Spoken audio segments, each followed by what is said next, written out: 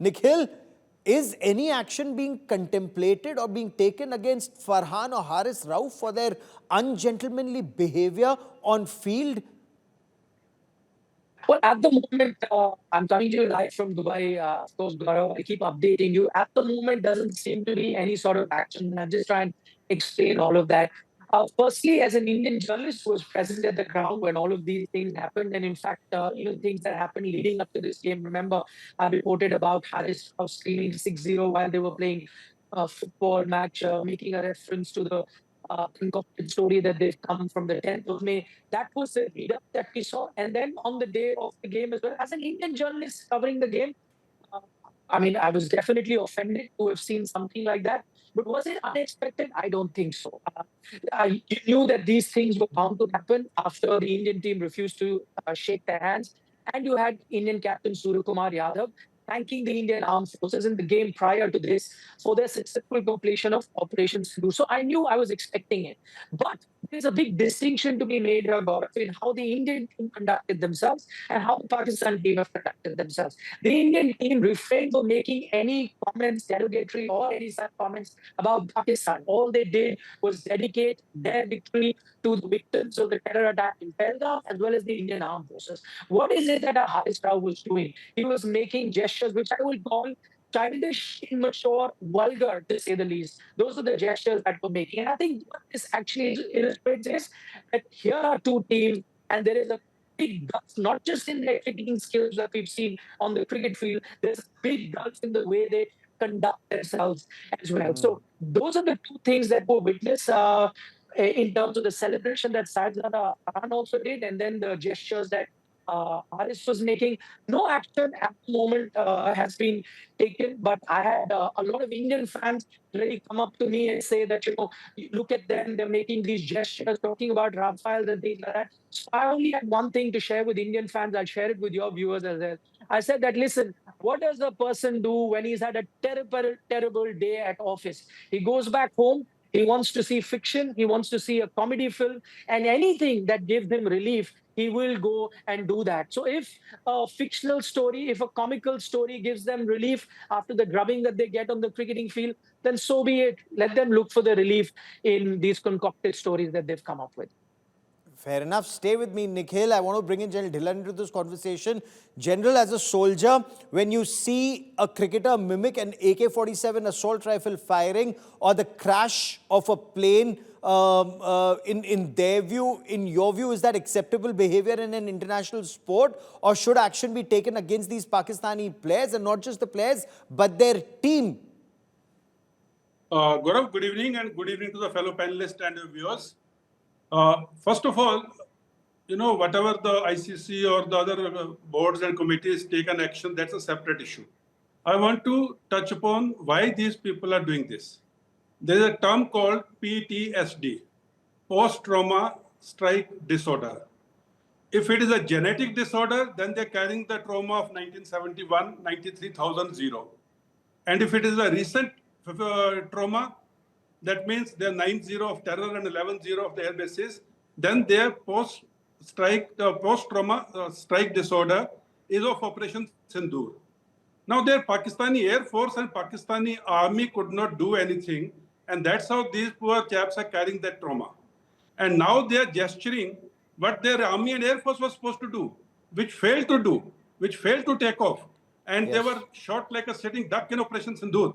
And then to mimic AK-47 with a barrel pointing towards your own self only shows the IQ of these chaps. And then to compare it with the Pahalgam, I think that's the most heinous of a mind game, if at all it is. These people have genetically deformed, and the terrorism is in their DNA now.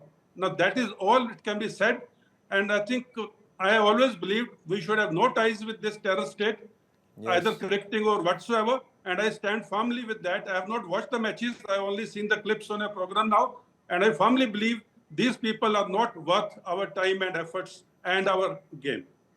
I completely agree with you on this part, sir. And I also agree this does look like PTSD or post-traumatic stress disorder that these Pakistanis are undergoing, perhaps from every drubbing they've received. Ambassador Dogra, you've been posted in Pakistan. You've served in Pakistan. You've written Where Borders Bleed, an insider account of India-Pakistan relations. Clearly, cricketing ties do not foster better relations between the two people, and especially in a country that's led by their army, either directly or indirectly. For Pakistan, isn't this war by another means? Either they send their terrorists or they resort to such obnoxious tactics. Well, cricket is a gentleman's game, but obviously Pakistan feels otherwise. I have had personal experience of India losing consistently when I was posted in Pakistan. This is about 92, 93, 94. And on one occasion, my host informed me when a match was going on in Dubai that, the Prime Minister, the then Prime Minister of Pakistan, was also going to be there at that dinner where I was invited. So he requested that I should come 10 minutes after the game is over because we will be in a celebratory mood. Pakistan used to win consistently during that period. So I said, yes, of course, that's perfectly understood. As promised, I reached there 15 minutes late, and still the cheering was going on. There's big laughter I could hear from outside the door. But the moment I entered, Prime Minister was seated right opposite me in the room. The cheering stopped, and that was natural because they were not embarrassed, but they were just respecting me as a guest from another country. But I didn't stop there. I said, Okay. cricket में हार गए हैं, अब तो दोस्ती का हाथ बढ़ाइए. That is one reaction. The Pakistani reaction consistently across the board is not to extend the hand of friendship. I have written in my book Where Borders Bleed, and Mr. VP Singh, former Prime Minister, came to Karachi for an opposition's leaders meeting. I was seeing him off, sitting in the lounge, and Benazir Bhutto, as the host, had also come there. The moment she entered the lounge, she said, Mr. Dogra, do you know who I met while coming here? So both Mr. VP Singh and I said, who? The Lieutenant General in charge of Karachi. He said, when I told him the ex-Prime Minister is here, would you like to shake his hands? He said, no, because his men killed my boys. That is how Pakistani leadership behaves, military leadership. Let me also give you an example of how Pakistani politicians behave. No, When you're Mr. absolutely right, sir. Let me bring in Ambassador. Ambassador, give me a moment. I want to bring in Yashovardhan Azad also into this conversation as we take this forward. Sir, you went to Pakistan as the Indian team's security liaison officer in 2004, if I remember correctly, that tour of Pakistan that happened after the Kargil war, after the Parliament attack, after IC-814 hijack, after the Kaluchak military station massacre. What was your reading of the Pakistani mindset? The impression is that for their players, cricket is jihad for Kashmir or means to convert other players to Islam, and there are multiple instances, Mr. Azad. Gaurav, it depends on the kind of players you have. In '99 also, I was the security liaison officer with the Pakistani team, and I traveled all across India, where India gave an amazing example of sportsmanship. In Calcutta, I remember I gave the orders, and the police commissioner was there, and I said the stadium has to be cleared because the crowd was very upset. Sachin had gotten out, and they had only 17 runs to win. So we played and made them win to an empty stadium. And in Chennai, the entire crowd, clapped. Still, the Pakistani team had won. Now, there's a clear difference between our team and their team. They had some wonderful guys, Wasim Akram, Mohsin, who were educated, Ejaz. But on this side, you see everyone is almost educated. Guys like Dravid, guys like Lakshman, guys like Sachin Tendulkar. So there's a different class altogether. So in that respect, the question which you are asking is absolutely right. There is a difference. So the behavior is very, very coarse sometimes. And since I used to be in the bus and traveling with them all the time, there were times when I had to go and reprimand them and ask Wasim Akram, the captain, to sort of control them. In 2003, when I had gone all over Pakistan to see whether games can be allowed or not, and traveled to almost every nook and corner, met with the generals, each one of them, they're very interested in cricket and songs. These two things they're very interested in. But they are also interested in beating us. And they always completely derided the point that there was any security issue. But anyway, we got the moon ultimately because I fought for it, and we got the presidential scale of security, and we beat the hell out of them in almost every game. But Okay. my point, the only last point about the Asia Cup is that I always maintained, I never watched the match in protest, but I've Yes. seen what you have shown. Asia Cup is not a big deal. If we want the message to carry to the world that a terrorist nation should not be allowed on a cricket ground, we could have easily boycotted the Asia Cup. And Gaurav, let me go further. I would say boycott everything. How many golds are you winning in Olympics anyway?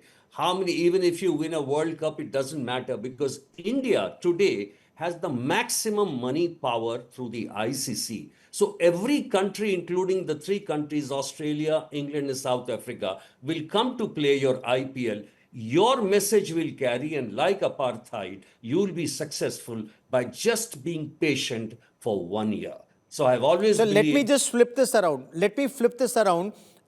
Instead of us boycotting the game, Ambassador Sajanhar, why can't we oust Pakistan if we have that might in ICC? And if it's all about cricket, where we have the heft?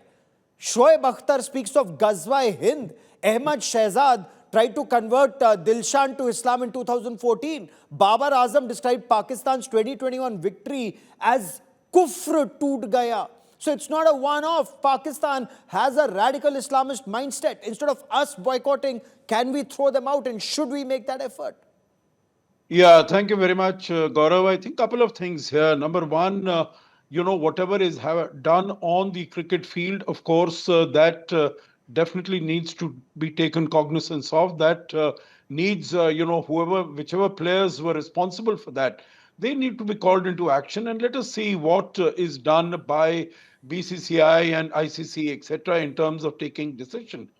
Some of the quotes that you have given, what Babar Azam has said, Wakar Yunus has said, etc., etc.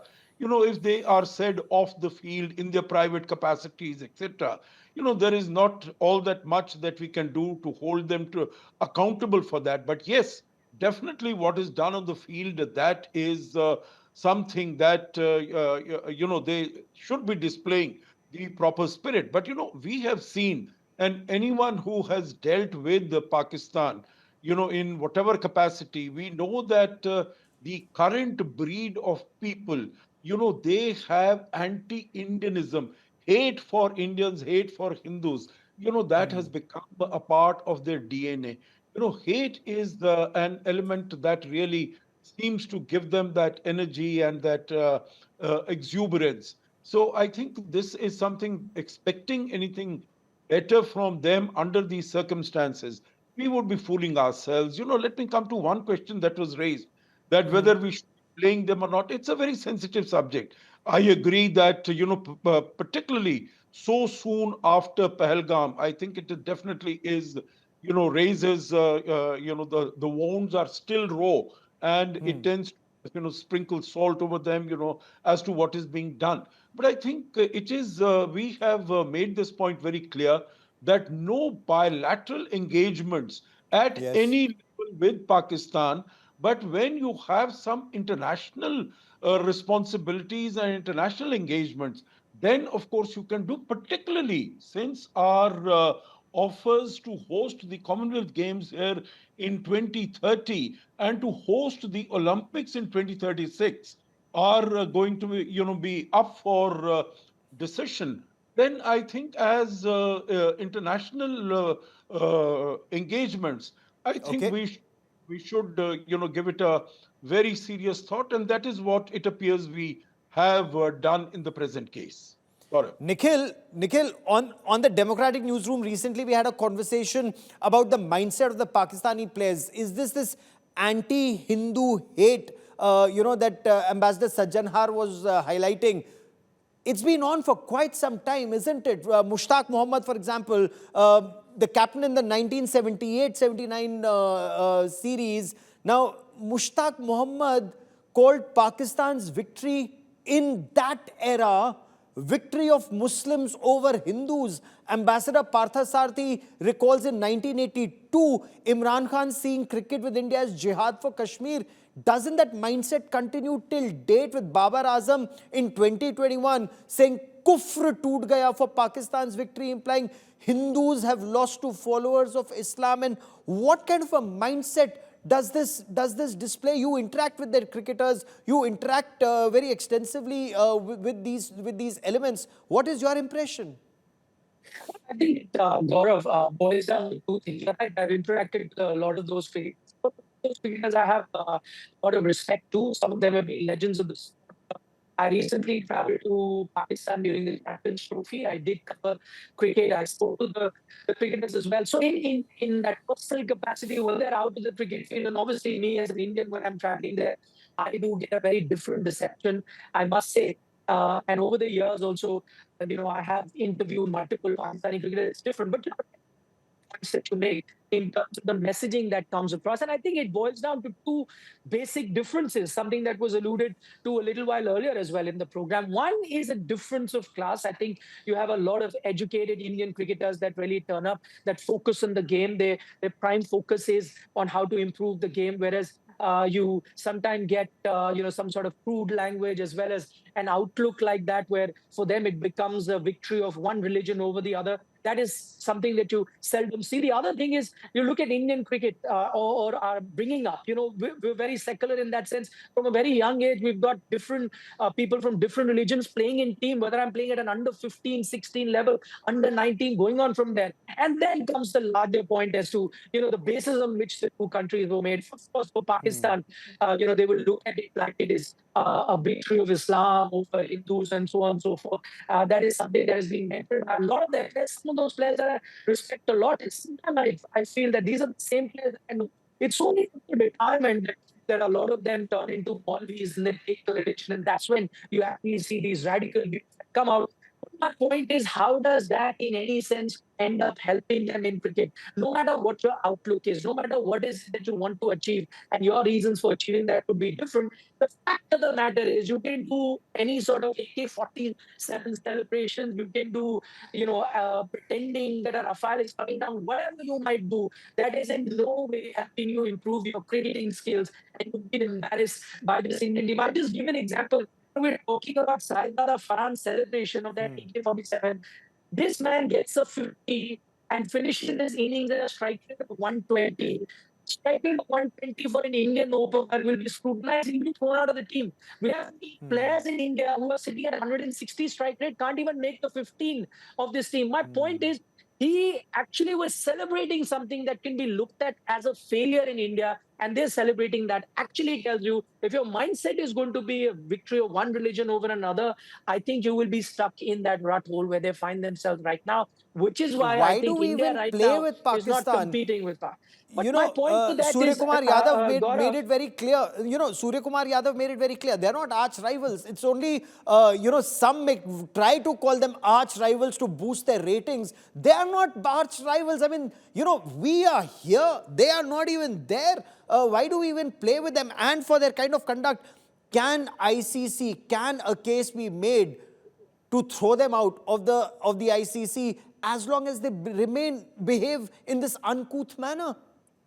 Okay, I'll try and answer both those questions. Firstly, in terms of why is it that we cannot isolate them, I agree that, the ideal scenario would be you have to show a lot of will for that, that you isolate Pakistan. When it comes to India sitting out of multilateral tournaments, that is something that I would not like. Why would I want to Yes. see, your past examples? You talk about apartheid, you talk about every other instance where, let's say, the USSR, the erstwhile USSR, that was isolated. But what happened? The guilty party at that time was isolated, not the aggrieved party. Why should we sit out because of all the shenanigans that Pakistan is doing and take continue to enjoy the fruits of participating in multilateral tournaments, whether it's at the Olympic level, whether Asia Cup, ICC. True. No, I think we should continue playing. Your ultimate goal should be to isolate Pakistan from these platforms and not sit up. That's the first thing. Second, you said, why should we play against Pakistan? I saw a lot of my cricket. I'm a 70s born kid. I saw a lot of my cricket in 80s and 90s. And I did see a situation where, Ambassador Dutta also alluded to. There was a time that Pakistan would have the vote over us. Now is the time we dominate them. I want that record to be the other way. Okay. I want to enjoy this moment where there's no competition from Pakistan. I will continue to beat them. So that brings Okay, up I want you Ambassador, okay, give me a moment. Mr. Yashovardhan Azad. Mr. Yashovardhan Azad wants to come into this conversation. Go on, sir. You wanted to make a point, Yes. because given the pattern Gaurav, of obnoxious behavior, should our effort not be to oust Pakistan from international cricket and not boycott? That may damage our own interests. Gaurav, that's exactly what I'm saying. These good words and niceties. What is this bilateral and multilateral tournament? I'm a lover of cricket. Everyone is a lover of cricket. The point is, if you want a message to be carried, then you have to be resolute. The country is more Yes. important than a few multilateral and a few tournaments here and there. Give you another example. It was a very, very important thing. The vested interests and the powers that be, the gang of vested interests with the ICC, the BCCI are interested in playing these matches. Why do we have these matches in UAE? There is a sleaze connected with Dubai. Whether it's betting, whether it's everything is they have these matches in somewhere in South Africa or in England, and see half the things will go down. This betting and this entire rubbish only goes there. If you want to have the message to be carried out, then the only way is you have to be resolute like Israel. Yes, we will not play Yes. tournaments. How many goals are you winning in here? How many? It's the money. It's the money which calls for everyone to be Sure. involved in this drama. What a country. Don't talk about them. Don't mention them. And just No, my ask point is throw them message. out. We should play the Olympics. We should play Asian Games. We should play every match minus Pakistan is my effort. Jel Dhillon, our boys clearly, as Nikhil was also pointing out, they're a breed apart. Look at Abhishek Sharma. Look at our openers, Shubman Gill responding to that obnoxious Pakistani sledging, but with their bat. They outclassed, whether it's Haris Rauf or Shaheen Shah Afridi or Sahibzada, they just outclassed all of them. When Pakistani players like Abrar Ahmed, for example, they post pictures saying tea is fabulous.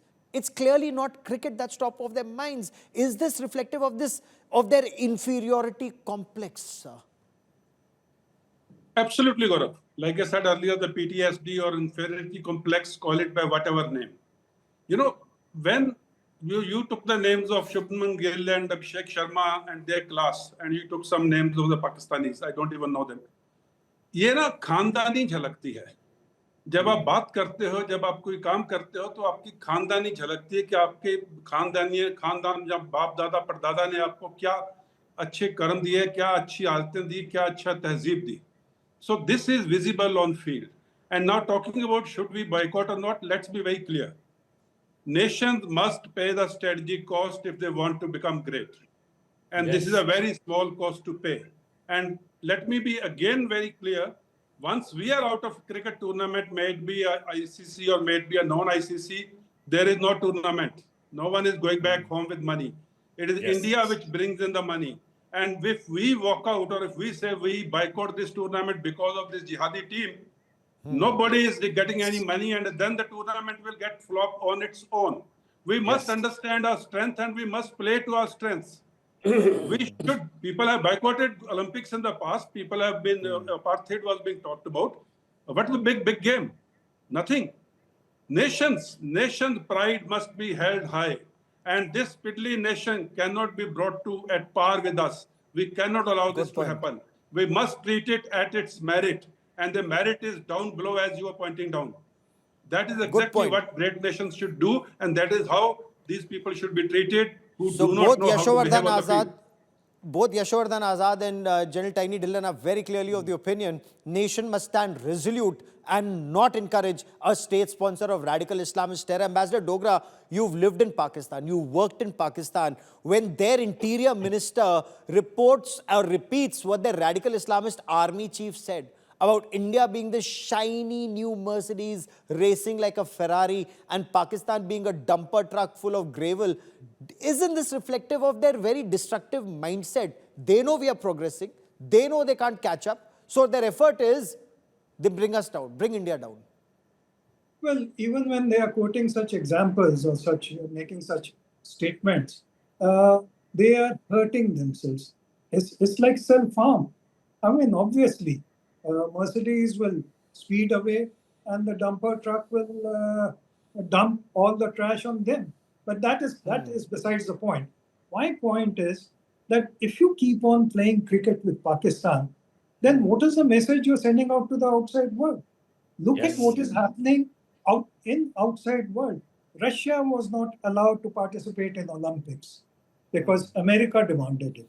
And that is not just the only recent Olympics that they were debarred from. There were other examples also where Russia was not allowed.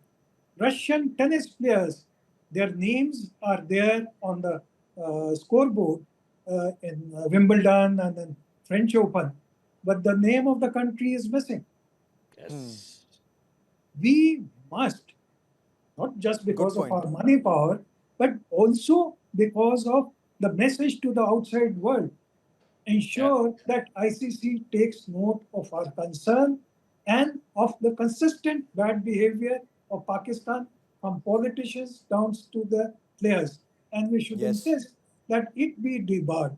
If in the process we fail, or if in the process these Asia Cups collapse, so be it. We have wonderful IPL. And there's no Pakistan in IPL since 26/11 Mumbai terror attacks. So I have almost all my panelists on entirely the same page. Ambassador Sajanhar, India will have to very clearly decide. And when we say India, it's BCCI and the Ministry of Home Affairs. And this is where Government of India will have to take that hard call, will not play with the state sponsor of radical Islamist terror. Or is there merit in those who say, defeat them in these matches, show the wide gap between a powerful India and a puny Pakistan? Yeah, thank you, Gaurav. And I can see that all my good friends and, the distinguished panelists on this show seem to be of the opinion that, we should not be playing. As I said right at the beginning, this is a very sensitive issue. This is not a very cut and dry issue that, meaning it's either this or that. It's not a black and white issue. And in my view, a very considered view has to be taken. And I still hold that opinion, notwithstanding what has been said. I can understand the emotions. It's not that I don't feel the emotions as strongly as they do, or as, I think you yourself also do, because you have been also a very strong votary of not, playing in these matches, as many other people are, and I respect that. It's not that, I'm trying to challenge that or something. I respect that.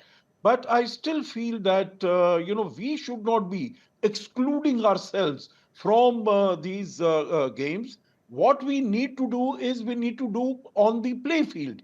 Play the well, defeat them. I think that is the biggest message that you are sending, rather than sort of, staying out and staying back and sort of, and of course, as I mentioned, there are other implications also. Even if you don't go into those, I think basically you defeated them in the battle, you defeated them in the war, you have defeated them here on these in the games, in the play field. Okay. That I think that is the best message that you can send.